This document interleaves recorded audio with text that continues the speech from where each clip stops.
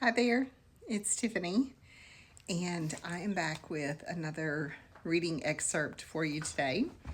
I don't know if I should take bets on whether my dogs start barking crazy at any moment because they've been kind of wild since I've gotten home from running errands, but thought we'd give it a shot. Today's excerpt is from one of my all-time favorites. It's a classic, and if you haven't read it, then I encourage you to think about picking it up and giving it a read. It is George Orwell's 1984. I read it when I was in high school, and then I read it again in college, and then for many years when I was teaching, I would teach this novel either to small group literature circles or to entire classes. And I went back and I reread it just for pleasure around 2016.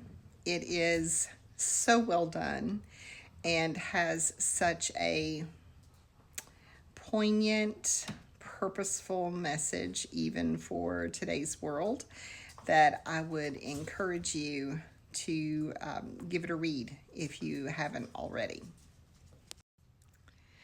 Kind of as a point of reference, if you're not familiar with George Orwell or you're not familiar with this particular novel, it was published in 1949. So this is a book that comes on the heels of the end of World War II. And it also coincides with the rising hostilities and sort of the dystopian fear that people were facing at that time in the rise of communism around the world. So the Cold War was really heating up, pun intended, during this time period. Orwell was a British author, and some of his language choices are very, very much of a British bent, but it's just so good. It really is really, really good. So I hope that you'll give it a shot. Because I didn't want to give too much away about the story, I've decided that the excerpt for today comes from page 22. So it's pretty early on in the novel. Down with Big Brother. Down with Big Brother. Over and over again, filling half a page. He could not help feeling a twinge of panic. It was absurd, since the writing of those particular words was not more dangerous than the initial act of opening the diary.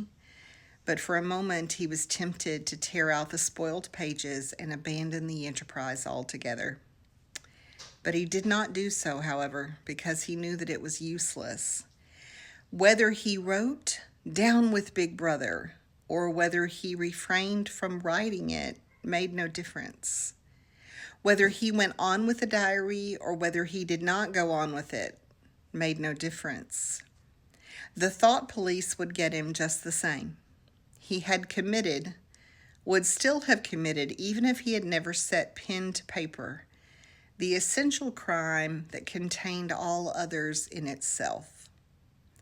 Thought crime, they called it.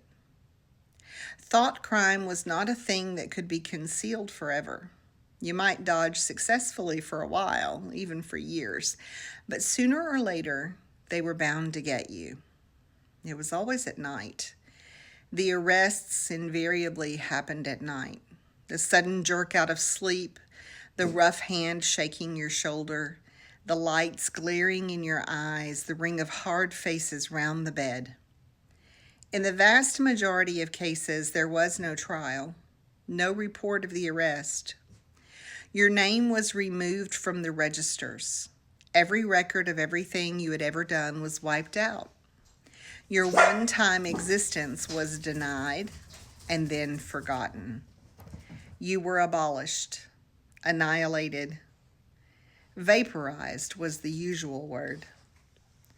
For a moment, he was stirred by a kind of hysteria.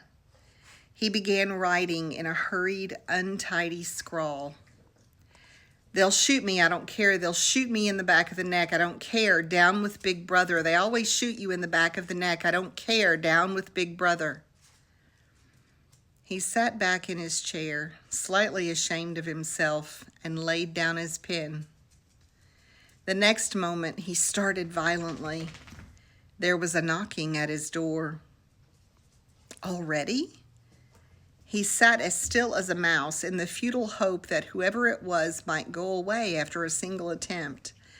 But no, the knocking was repeated. The worst thing of all would be to delay. His heart was thumping like a drum, but his face, from long habit, was probably expressionless. He got up and moved heavily toward the door. So what do you think? Was that enough to make you want to read this novel? I sure hope so. I sure hope so. I wish I could read it for the first time again. Let me know what you think. Let me know if you've read it or if you plan to read it, or what you think about going back and revisiting some classics because you want to, not because you have to. This is one. So good, so good. I'll catch up with you soon.